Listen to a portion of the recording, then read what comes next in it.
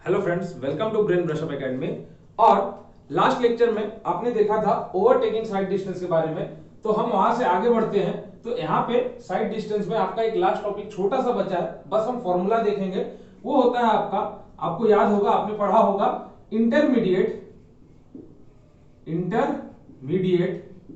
Side distance. क्या होता है? Intermediate side distance. अगर मैं बात करूं इंटरमीडिएट साइड डिस्टेंस की, तो यहां पे आपको एक ही चीज इंपॉर्टेंट है, क्या? आईएसडी का फॉर्मूला। आईएसडी का फॉर्मूला जो आपका होता है, ISD is equal to twice of SSD. ISD is equal to twice of SSD. और आपको पता था हमने एसएसडी को क्या बोला था? हमने एसएसडी को बोला था stopping side distance. Stopping side distance. तो आप क्या करोगे? अगर क्वेश्चन में आपको कैसे पूछेगा, अगर न्यूमेरिकल क्वेश्चन कभी आता है, ऐसे तो आपको ट्रांसको एमपीएससी में बहुत कम चांसेस है, आते ही नहीं है। अगर कोई और एग्जाम देते हो तो वहां पे आपको क्या बोलोगे? आपको बोलेगा कि पहले एसएसडी निकालो। पहले आप क्या करो? एसएसडी निकालो। और वो एसएसडी निकालने के बाद आप क्या बताओ? इंटरमीडिएट साइड डिस्टेंस बताओ। क्वेश्चन में आपको आईएसडी नहीं बोलेगा, आपको एसएसडी की जगह क्या बोल देगा? आईएसडी निकाल के दिखाओ। ठीक है, तो यहां पे देखो कि आईएसडी का फॉर्मूला आपको क्या मिला? Toys of SSD. तो अब यहां पे मैंने आपको स्टार्टिंग में बताया था कि इनको कुछ और अलग नाम से भी प्रेजेंट किया जाता है। जैसे मैं बताता हूं, इनको कुछ अलग नाम से भी प्रेजेंट किया जाता है। जैसे देखो यहां पे, अगर एट नाइट टाइम की आप बात करो, एट नाइट टाइम की अगर आप बात करो, तो एसएसडी को एक और नाम से क्या रिप्रेजेंट किया जाता है? Headlight sight distance. क्योंकि रात के समय में जो आपको हेडलाइट जहां तक आपका प्रोजेक्ट करेगी, वही तो आपको डिस्टेंस दिखाई देगा भैया। आपको डिस्टेंस क्या दिखाई दे रहा है? जो आपकी हेडलाइट आगे प्रोजेक्ट कर रही है, उससे आगे तो हमको कुछ नहीं दिखाई दे रहा है। तो एट नाइट टाइम में एसएसडी इज इक्वल टू क्या हो जाएगा? SSD is equal to headlight sight distance होगा। Headlight sight distance. क्यों? क्योंकि एट नाइट टाइम में जो भी हमारी गाड़ी की, जो भी हमारी व्हीकल है, उसकी लाइट जहां तक जाएगी वही तो हमारे लिए साइड डिस्टेंस होगा ना। तो यहाँ पे कभी कभी क्वेश्चन में आपको इस तरीके से भी पूछ लेता है कि एचएसडी बताओ। तो एचएसडी बताओ, तो वहां कंफ्यूज नहीं होना है। वहां हमको पता है कि सर ने बोला था कि एचएसडी मतलब क्या? Stopping side distance. इसको कभी कभी एब्सोल्यूट मिनिमम डिस्टेंस भी बोला जाता है। कभी कभी एसएसडी को क्वेश्चन में आपको बोल देगा क्या निकालो? Absolute minimum distance. Absolute minimum distance. तो उसमें भी कंफ्यूज नहीं होना। क्यों? क्योंकि हमने एसएसडी का फॉर्मूला पढ़ा था। एसएसडी इज इक्वल टू हम क्या बोलते थे? The length of the road ahead visible to the driver so that he can stop the vehicle. तो एब्सोल्यूट मिनिमम डिस्टेंस मतलब भी तो वही है कि जो मिनिमम डिस्टेंस उसको अवेलेबल है अपनी गाड़ी को रोकने के लिए। दोनों चीज सेम है। तो कभी कभी क्वेश्चन में आपको इस फॉर्म में भी पूछे जाते हैं कि एसएसडी क्या होता है, ये क्या होता है। हाँ, ओवरटेकिंग का एक और नाम ले लो, सेफ ओवरटेकिंग साइड डिस्टेंस भी बोला जाता है।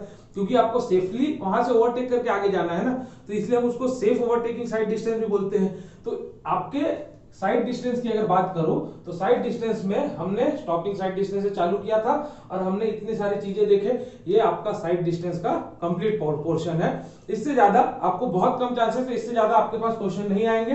क्वेश्चन अगर आएंगे भी तो जो इंपॉर्टेंट चीजें हमने उनको कवर कर लिया है। अब इसके आगे चलो हम बढ़ेंगे। अब इसके आगे बढ़ेंगे हम नेक्स्ट टॉपिक की तरफ चलेंगे, जो आपका आता है हॉरिजॉन्टल अलाइनमेंट। जो आपका आता है क्या? Horizontal alignment. तो देखो हॉरिजॉन्टल अलाइनमेंट क्या होता है। यहां पे हमारे पास फैक्टर्स क्या क्या अवेलेबल होते हैं हॉरिजॉन्टल अलाइनमेंट। चलो स्टार्ट करते हैं। Horizontal alignment. तो देखो हॉरिजॉन्टल अलाइनमेंट की जब आप बात करते हो, तो आपके मन में क्या ख्याल आता है कि सर जो centre line of the road है, जब हमारी वो चेंज होगी किसी भी कर्व पे, तो हम उसको क्या बोलेंगे? हॉरिजॉन्टल कर्व बोलेंगे, है कि नहीं? कौन से डायरेक्शन में चेंज होगी? हॉरिजॉन्टल। जैसे आप लॉन्गिट्यूडनल डायरेक्शन बोलते हो ना, जैसे आप मान लो आप ऐसे चल रहे थे किसी भी रोड पे, आपकी ये रोड थी, इस तरीके से आप किसी भी रोड पे चल रहे थे, ठीक है? तो ये आपकी रोड की क्या थी? सेंटर लाइन थी। अब मान लो यहाँ पे कर्व आ गई किसी इस तरीके की, इस तरीके की यहाँ पे कर्व आ गई। तो ये देख रहे हो, पहले क्या थी? आपकी सेंटर लाइन ये स्ट्रेट पाथ फॉलो कर रही थी। अब आपकी सेंटर लाइन क्या हो गई? चेंज हो गई है, देख रहे हो? तो इसी को क्या बोलते हो? जब आपका सेंटर लाइन जो आपका रोड का चेंज होता है लॉन्गिट्यूडनल डायरेक्शन में, तो आप इसको क्या बोल दोगे? ये जो आपका कर्व है, इसको आप क्या बोलते हो?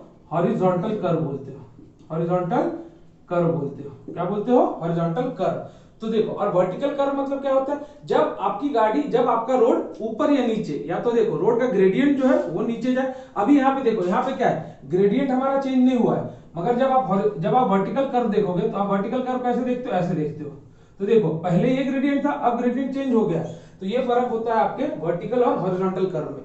हॉरिजॉन्टल कर्व हमेशा सेम ग्रेडियंट पे होता है, बस रोड की आपकी सेंटर लाइन चेंज हो जाती है। वर्टिकल कर्व में ग्रेडियंट ही आपका बदल जाता है, सेंटर लाइन सेम रहेगी, ग्रेडियंट आपका बदल जाएगा वहां पे। तो देखो, तो हॉरिजॉन्टल कर्व में हमको यहाँ पे हमारा सबसे इंपॉर्टेंट पार्ट क्या आता है, हॉरिजॉन्टल कर्व पे जब आप मूव करते हो तब आपके गाड़ी पे कौन सा फोर्स लगता है। हॉरिजॉन्टल कर्व पे जब आप मूव करते हो तब आपके गाड़ी पे कौन सा फोर्स लगता है, तो आप बोलोगे सर हमारे गाड़ी पे सेंट्रीफ्यूगल फोर्स लगता है। कौन सा फोर्स लगता है, सेंट्रीफ्यूगल फोर्स लगता है, जिसको हम नाम दे देते हैं किसके बराबर, P के बराबर। तो P किस तरीके से लगता है, यहाँ पे ध्यान देना कि जैसे अगर मैं बात करूं इस कर्व की, ठीक है, इस कर्व की बात करूं मैं, तो अगर आपका ये व्हीकल है जो इस कर्व पे मूव हो रहा है, जैसे मान लो इस कर्व पे आपका कोई व्हीकल है, इस तरीके से मूव हो रहा है इस कर्व के ऊपर, तो ये जो सेंट्रीफ्यूगल फोर्स है ये क्या करेगा, आपकी गाड़ी के बाहर की तरफ लगता है। कहां पे, सेंट्रॉइड से। ये जो आपका सेंटर ऑफ ग्रेविटी होगा इस व्हीकल की, वहां से जो बाहर की तरफ आपका फोर्स लगेगा, आप बोलते हो ना सेंट्रीफ्यूगल फोर्स लग रहा है हमारी गाड़ी पे, कैसे। अब इसका एक लाइव एग्जांपल देखो, जब आप गाड़ी पे चलते हो, जब आपकी बस टर्न लेती है कोई भी हॉरिजॉन्टल कर्व पे, तब आप एक तरफ क्यों चले जाते हो। जैसे अगर मान लो मैं इधर टर्न ले रहा हूं तो आप इधर की तरफ चले जाते हो, है कि नहीं। जैसे अगर मेरी गाड़ी इधर की तरफ टर्न ले रही है तो आप इधर तरफ चले जाते हो, क्यों, क्योंकि आपके बस के ऊपर सेंट्रीफ्यूगल फोर्स लग रहा है और साथ साथ आप बस में बैठे हो, इसीलिए आप भी उसकी तरफ खींचे चले जाते हो, फोर्स की तरफ, समझ में आया। तो सेंट्रीफ्यूगल फोर्स P, तो centrifugal force P is equal to होता क्या है, mv square by r, mv square by r। इसको एक और तरीके से P इज इक्वल टू क्या लिख सकते हो, w v square by gr। आपके दोनों फॉर्मूले होते हैं, क्योंकि W को क्या लिखते हैं, m इंटू जी लिखते हैं, ठीक है। तो ये आपका होता है क्या, सेंट्रीफ्यूगल। तो ये डिपेंड किस पे कर रहा है, आप देख रहे हो, ये डिपेंड आपकी दो चीजों पे कर रहा है, v is equal to design speed, v is equal to design speed, और r is equal to radius of curve, radius of curve. ये किस पे डिपेंड कर रहा है, आपकी दो चीजों पे डिपेंड कर रहा है, किस पे, v is equal to design speed, r is equal to radius of curve. तो एक बात बताओ मुझे कि अगर मैं बोलूं v, अगर v ज्यादा है तो p क्या होगा, आप बोलोगे सर ऑब्वियस सी बात है ज्यादा होगा, है कि नहीं, कोई तो इसमें शक नहीं है। अगर v स्पीड ज्यादा होगा तो इसको समझो, अगर मैं व्हीकल चला रहा हूं 50 की स्पीड से और आप चला रहे हो 100 की स्पीड से, तो सेंट्रीफ्यूगल फोर्स किस पे ज्यादा आएगा। तो आपने लाइव एग्जांपल देखा है कि जो 100 के स्पीड से जा रहा है उसके चांसेस ज्यादा है वो रोड के बाहर चले जाए। कभी कभी होता है ना, बस वाला आपको ज्यादा स्पीड पे क्या करता है, टर्न करवाता है, तो आप क्यों ज्यादा इस तरफ चले जाते हो, आप अचानक अपने एक पोजीशन में बैठे रहते हो, आप अचानक से हिल जाते हो दूसरी तरफ, क्यों, क्योंकि उस समय आप रेडी नहीं थे और वो क्या हो रहा था, हाई स्पीड पे टर्न कर रहा था। इसीलिए कि जब v ज्यादा रहेगा तो p ज्यादा होगा, मगर अगर r अगर आपका ज्यादा होता है तो p क्या होगा, ऑब्वियस सी बात, आप बोलोगे सर p कम होगा। तो इसी के लिए ये हॉरिजॉन्टल कर्व पे हमको क्या डिजाइन करना रहता है, ज्यादा रेडियस प्रोवाइड करना रहता है और स्पीड हम कम रखते हैं। अगर ज्यादा रेडियस प्रोवाइड करेंगे तो आराम से हम उसको क्या कर सकते हैं, हॉरिजॉन्टल कर्व पे मूव कर सकते हैं और हमारी स्पीड भी कम रहेगी, तो आराम से हम उसको क्या कर सकते हैं, हम उस पे मूव कर सकते हैं। तो यहाँ पे हॉरिजॉन्टल कर्व पे आपकी एक चीज आती है क्या, मेन जो आपका फोर्स लगता है वो लगता है सेंट्रीफ्यूगल फोर्स। मेन फोर्स कौन सा लगता है आपका, सेंट्रीफ्यूगल फोर्स। तो आगे ध्यान दो कि इसको हम डिजाइन कैसे करेंगे वो देखना, इसको बहुत अच्छे तरीके से डिजाइन किया जाता है। यहां पे देखना, अच्छे से ध्यान देना। देखो मैंने आपको बोला ये आपका एक हॉरिजॉन्टल कर्व है, यहां देखो ये आपका एक हॉरिजॉन्टल कर्व है, ठीक है। यहां पे आपकी ये व्हीकल थी, आपकी व्हीकल थी जो इस तरीके से कहीं मूव कर रही थी, इसको नाम दे दो ए व्हीकल, ठीक है। ए व्हीकल थी जो इस तरीके से मूव कर रही थी। तो अब होगा क्या, यहां पे देखना, जब मूव कर रही थी तो मैंने क्या बोला, बाहर की तरफ क्या लगेगा, इसका कोई पी फोर्स लगेगा, ठीक है, बाहर की तरफ पी फोर्स लगेगा। अब मैं क्या करता हूं, अब इसको उठा के मैं यहां पे इस तरीके से बना लेता हूं हमारे व्हीकल को। अब इसको उठा के मैं इस तरीके से बना लेता हूं कि ये आपका व्हीकल है, ये आपका क्या है, ये आपका व्हीकल है और ये आपका इस रोड पे मूव कर रहा है। देखो ये आपका व्हीकल है और ये इस रोड पे मूव कर रहा है। तो यहाँ पे एक चीज ध्यान देना कि ये जो व्हीकल है आपका मूव कर रहा है, तो आपने क्या बोला, सेंटर ऑफ ग्रेविटी जो भी होगी, यहां से जो फोर्स लगेगा वो क्या लगेगा, P लगेगा, ठीक है। यहां से जो फोर्स लग रहा है आपका वो किसके बराबर लग रहा है, P के बराबर लग रहा है। नीचे क्या लगता है आपका, नीचे आपका वेट लगता है, आपको पता है ये चीज, ठीक है। तो देखो मैं ये बोल देता हूं कि इन दोनों के जो बीच का डिस्टेंस है व्हील का, इसको मैं बोल देता हूं क्या, B, इसको क्या बोल देता हूं, B। और रोड से जो आपकी व्हीकल का जो हाइट है, रोड से जो आपकी व्हीकल का हाइट है, एक सेकेंड, रोड से जो आपकी व्हीकल का हाइट है, इसको मैं क्या बोल देता हूं, इसको बोल देता हूं मैं h, ठीक है। इतनी चीजों का ही अभी हमको काम है, क्यों मैं वो भी बताऊंगा। देखो अब होगा क्या, जब आपके व्हीकल पे सेंट्रीफ्यूगल फोर्स लग रहा था तो ये क्या करेगा, ये दो कंडीशन आपके सामने ला देता है, ये आपके सामने दो कंडीशन प्रोड्यूस कर देता है, या तो आपकी व्हीकल ओवरटर्न हो सकती है या तो आपकी व्हीकल स्किड हो सकती है। तो सेंट्रीफ्यूगल फोर्स के कारण क्या होता है, to conditions can occur due to centrifugal force, तो दो कंडीशन आपके पास मैंने क्या बोले, पहला कंडीशन आपका या तो हो सकता है कि व्हीकल ओवरटर्न कर जाए, और सेकंड कंडीशन हो सकता है या तो लैटरल स्किड कर जाए, मैंने बोला आपके पास दो कंडीशन होंगे, या तो आपका व्हीकल ओवरटर्न कर जाए, ओवरटर्न मतलब कैसा, आप देखते हो जैसे आपका रोड है, आप घूम के पलटी मार के आप रोड के बाहर निकल जाओ, इसको बोलते हैं ओवरटर्न। और स्किड मतलब आप स्किड होके रोड के आप बाहर फिका गए, मतलब स्किड होके रोड के आप बाहर चले गए। तो ये दो कंडीशन आपके पास आई, क्यों, ये आई किसके कारण, सेंट्रीफ्यूगल फोर्स के कारण। तो अब मैं क्या बोलता हूं कि अगर मैं बात करूं इस पार्ट की, तो यहां पे देखो एक और चीज क्या है, ये वाला जो डिस्टेंस है इसको क्या मान लो, b/2 मान लो। तो अभी मैं बात करता हूं किसके लिए, टू अवॉइड ओवरटर्निंग, हमको क्या करना है, पहला केस लो, केस 1, टू अवॉइड ओवरटर्निंग, मुझे ओवरटर्निंग को अवॉइड करना है, ओवरटर्निंग मेरी व्हीकल की नहीं होने देना है। तो उसके लिए क्या करोगे, देखो मैं क्या बोलूंगा, इस पॉइंट को पकड़ो, ठीक है। और ये आपका क्या है, इसको मान लो इनर एज, मतलब ए टायर ए और ये टायर बी, मतलब ये इनर टायर है और ये क्या है आपका आउटर टायर है। आपकी गाड़ी ऐसे मूव हो रही है, ठीक है। आप बोलोगे हाँ मूव किससे हो रही है, तो डिजाइन स्पीड v से हो रही है, ठीक। तो यहां देखो अब मैं क्या बोलूंगा, इस टायर के अलोंग क्या करो आप, इस टायर के अलोंग आप मूवमेंट ले लो। तो आप क्या करो, मूवमेंट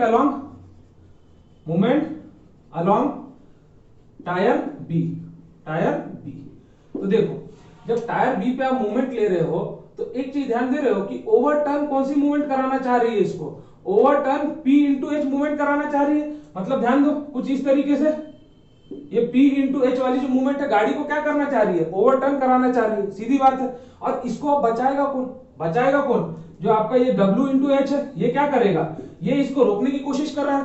क्योंकि देखो अगर मैं एग्जांपल बताऊं, यहां देखो ये आपकी गाड़ी चल रही थी, ठीक है, ये हाथ मान लो मेरी गाड़ी है कुछ टर्न पे, तो ये जो P इंटू एच, P इधर की तरफ लग रहा है और H ये है आपका perpendicular distance, P into H क्या कर रहा है, मेरे को ओवरटर्न करने की कोशिश कर रहा है, मगर जो मेरा वेट नीचे लग रहा है और वेट इंटू व्हील बेस, ये क्या कर रहा है, मुझे इससे बचाने की कोशिश कर रहा है। समझ में आता है, दो चीजें क्या कर रहे हैं ये दोनों, यहाँ पे कपल फॉर्म कर रहे हैं, ये इस तरीके से, ये इस तरीके से। तो यहाँ पे मैं बोल सकता हूं कि मूवमेंट जो है अलॉन्ग टायर बी में जब लूंगा तो overturning movement is equal to, overturning movement is equal to resisting movement बोल सकते हैं, रेजिस्टिंग मूवमेंट। तो जो ओवरटर्निंग मूवमेंट आपका किसके बराबर है, तो ये बराबर किसके, P इंटू एच के बराबर है, P इंटू एच के बराबर है, इक्वल टू। अब देखो आप बोलोगे sir minus clockwise anti clockwise, तो अगर मैं एंटी क्लॉकवाइज माइनस लेता तो इज इक्वल टू मुझे जीरो लेना पड़ता है इस पॉइंट पे, तो मैं डायरेक्ट क्या लिख देता हूं, P इंटू एच ये वाला और ये W इंटू B/2, क्या लिख दूं, W इंटू B/2, तो मैंने ये दोनों पार्ट लिख दिए यहाँ पे। तो अब देखो यहां से आप एक रेशियो निकाल सकते हो कि P/W is equal to B/2H, P/W is equal to B/2H। तो एक चीज मुझे बताना कि अगर P/W जब B/2H के बराबर होगा तब आपकी व्हीकल किस कंडीशन पे होगी, तो आप बोलोगे sir on verge of overturning. आप क्या बोलोगे, क्यों, क्योंकि मैंने इन दोनों को इक्वल माना है अभी। तो अब क्या हो रहा है कि ये जितना लग रहा है ये भी उतना ही लग रहा है, तो आपकी व्हीकल क्या है, लास्ट मूवमेंट पे। अगर एक पॉइंट P बढ़ा तो व्हीकल ओवरटर्न हो जाएगी, एक पॉइंट W बढ़ा तो व्हीकल आपकी सेफ रहेगी। क्लियर है, तो ये कौन सा पॉइंट है, ये है on verge of overturning point. अब मुझे क्या करना है, मेरे को क्या पूछा है, टू अवॉइड ओवरटर्निंग, मुझे ओवरटर्निंग को अवॉइड करना है, तो मैं ये बोल सकता हूं कि P by W should be less than B by 2H। क्यों? क्योंकि एक और कंडीशन देख लो, ओवरटर्निंग से बचाने के लिए आप बोल सकते हो P into H should be less than B by P into H should be less than W into B by 2। बोलोगे? तो मैं ये बोल सकता हूं ना कि P bye W should be less than B by 2H। यहां से आप कंडीशन निकल के आ गया, P bye W should be less than B by 2H। तो मैंने यही पे ये बताया, P bye W should be less than B by 2H। जब आपका P bye W B by 2H से कम होगा तब तक आपकी गाड़ी ओवरटर्न नहीं होगी, ये मान लेना, आपकी गाड़ी तब तक ओवरटर्न नहीं होगी। और ये सब कंडीशन हम कब देख रहे हैं? व्हेन, यहाँ पे एक चीज और ध्यान रखो, ये कंडीशन हम देख रहे हैं कब? When super elevation is zero. When super elevation जो आपका है वो क्या है? जीरो के बराबर है। मतलब जो E अभी आगे हम पढ़ेंगे वो अभी मान लो E आपका जीरो के बराबर है, अभी आपने E कंसीडर नहीं किया है। तो इस पॉइंट पे अगर आपको कभी क्वेश्चन में पूछे कि on verge of overturning tyre A या टायर बी किस पे प्रेशर ज्यादा होगा, तो आप हमेशा बोलोगे pressure on tyre B is greater than tyre A. अब बोल सकते हो क्यों? क्योंकि एक चीज बात ध्यान दो ना कि जब ऑन वर्ज ऑफ ओवरटर्निंग है तो अब क्या ओवरटर्न होने वाला है, तो बगल जो आपका आउटर एज का जो टायर है उस पे क्या आ रहा है? उस पे बहुत प्रेशर आ रहा है, क्योंकि अब हो सकता है कि ओवरटर्न हो जाए, मगर हमारा काम है बचाना। तो हमने बचाने के लिए क्या बोला? P bye W should be less than B by 2H। तो अब यहां से एक केस समझना, अगर आपकी गाड़ी की हाइट, मतलब जो आपकी रोड से सेंटर ऑफ ग्रेविटी जो है हाइट, अगर ये ज्यादा होगी तो ऑब्वियस ही बात है कि ये वाली वैल्यू कम होगी। अगर मैं बात करूं यहां पे इस केस में देखो P bye W should be less than B by 2H। अगर मैं बोलूं H अगर मेरी ज्यादा है तो आप क्या बोलोगे कि B बाय 2H की वैल्यू क्या होगी? कम होगी। सीधी बात है, कम होगी तो कम होते होते इसके बराबर होगी, है कि नहीं? कम होते होते क्या होगी? इसके बराबर आएगी। तो यहाँ पे इसीलिए आपके पास एक कंडीशन आता है कि ट्रक की ओवरटर्निंग होने की चांसेस ज्यादा होती है, बस की ओवरटर्न होने की चांसेस ज्यादा होती है, ना कि कार की। कार की आपकी ओवरटर्न होने की चांसेस बहुत कम होती है। क्यों? क्योंकि कार की जो आपकी सेंटर ऑफ ये रोड से जो सीजी की हाइट होती है, हाइट बहुत कम होती है। इसलिए आप देखते हो फॉर्मूला 1 जो कार होते हैं जिनकी हाइट ऑफ ग्रेविटी क्या है? रोड से जो एच है, जो सेंटर ऑफ ग्रेविटी बहुत कम रखी जाती है, इसीलिए वो इतने फास्ट भी मूव होते हैं मगर ओवरटर्न नहीं होते हैं। क्यों? इसी का यही कारण है। अगर आप ट्रक को उतने फास्ट लेके जाओ, देख लो एग्जांपल देखो, आप देख सकते हो कि ट्रक क्या होगा? ओवरटर्न हो जाएगा। क्यों? क्योंकि उसकी हाइट क्या है? ज्यादा है।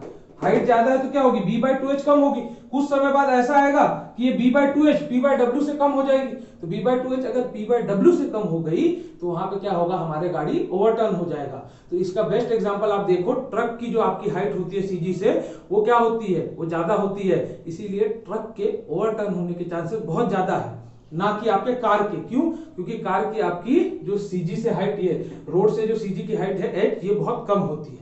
इसीलिए इस चीज को ध्यान में रखना, कभी क्वेश्चन में पूछ लिएगा या आपको इंटरव्यू में पूछ लेगा कि ये बताओ ट्रक हमारा जल्दी ओवरटर्न होगा या कार, तो आप सीधा बोलना कि सर ट्रक, क्योंकि हमने यहाँ पे पढ़ा है, ये रिलेशन हमको यहाँ पे याद है। ठीक है, चलो, तो ये आपका हो गया फर्स्ट केस। किसके लिए? ओवरटर्निंग के लिए। ओवरटर्निंग से बचाने के लिए क्या करोगे? P bye W should be less than B by 2H। अगर मुझे सुपर एलिवेशन जीरो है तो P bye W less than, अगर H ज्यादा होगा तो क्या होगा? B बाय 2H कम होगा। कुछ समय बाद ऐसा आएगा कि B by 2H P bye W से ही कम हो जाएगा। अगर B by 2H P bye W से कम हो गया, अगर ऐसा केस मिल गया तो ओवरटर्न तो हो ही जाएगा, क्योंकि हमने क्या बोला है? P बाय W को क्या बोला है? Centrifugal ratio. इसको नाम क्या दिया जाता है? याद रखना, P बाय W को लिख के रख लो, इसको नाम दिया जाता है सेंट्रीफ्यूगल रेशियो। सेंट्रीफ्यूगल रेशियो, या सेकंड नाम इसका बोलो आप इंपैक्ट फैक्टर। इंपैक्ट फैक्टर कभी क्वेश्चन में पूछ लेगा कि इंपैक्ट फैक्टर क्या होता है, तो इंपैक्ट फैक्टर आपका P बाय W का रेशियो है, जिसको आप बोलते हो क्या? P bye W centrifugal per unit weight ratio. ठीक है, अब चलो, अब हमारे पास क्या है? फर्स्ट केस हो गया। अब हम बढ़ते हैं हमारे केस 2 की तरफ। अब हमारे केस 2 की तरफ बढ़ेंगे। तो देखो केस 2 की तरफ चलते हैं, इसको भी रब कर देता हूं। याद रखना, अभी हमने सुपर एलिवेशन की बात नहीं की है, जब बात करेंगे तब मैं वहां पे आपको और चीजें क्लियर कर दूंगा सुपर एलिवेशन की रिगार्डिंग। अभी हम आगे बढ़े नहीं है वहां तक। केस 2 का देखो, मैं क्या बोलता हूं, लेटरल स्किड की बात करता है तो मैं क्या बोलता हूं, टू अवॉइड लेटरल